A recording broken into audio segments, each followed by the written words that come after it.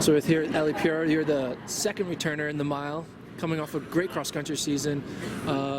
First of all, recapping cross-country, what did you take away from a really good, successful fall? Overall, it was just fun. You know, I had taken the season off the year before, cross-country off, so to get back into it was just exciting, and I didn't really have very many expectations for myself. So to make it to nationals and to place in the top 10 was just an amazing experience, and I think that was like the big takeaway from the whole season. Looking back to last year, you run a sub 4:30 mile, you get third overall. So what's going to be different about this year to not only try to PR but not get third but contend for a title?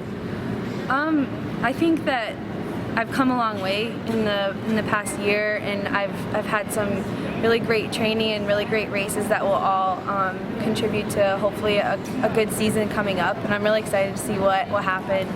The mile is just fun in general. It's fast and something I'm fairly confident in, and I know that I can run a mile. You know, I can always run a mile. So I don't know. I'm just excited to see where I'll be and to compete at nationals again. Do you have any thought about where you can be time-wise?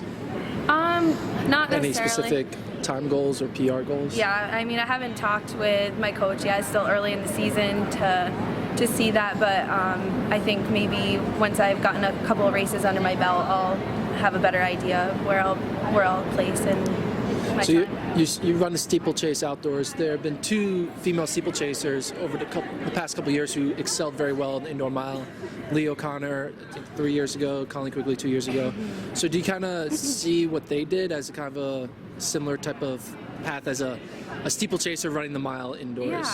Yeah, definitely. I've talked about it a little bit with my coach before. It's interesting to see that those two events complement each other. So I know that the training that I did last spring will definitely, or hopefully, help me this winter.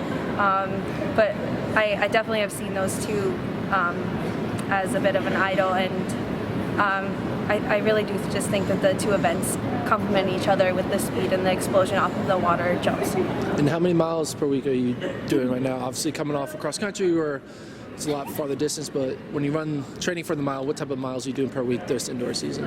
I'm in the 50s, just still working my way up. It's a little bit less when I'm training in the winter as compared to cross country.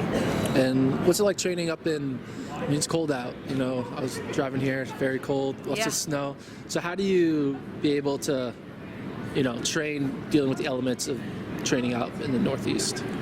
I mean, I've grown up there, so I've been used to it, you know, waking up on the cold mornings. But I just love it. I've become really excited the past few years about my training, and I just feel I've been feeling really good, so that definitely helps. And it's only a little bit of time that I'm up at in Vermont, like by myself training, but definitely up there, like getting used to that climate helps me. Coming back here, it's a little bit warmer, a little less snow and everything. So if anything, it just makes me tougher. Cool. Well, best of luck this indoor season. Thanks.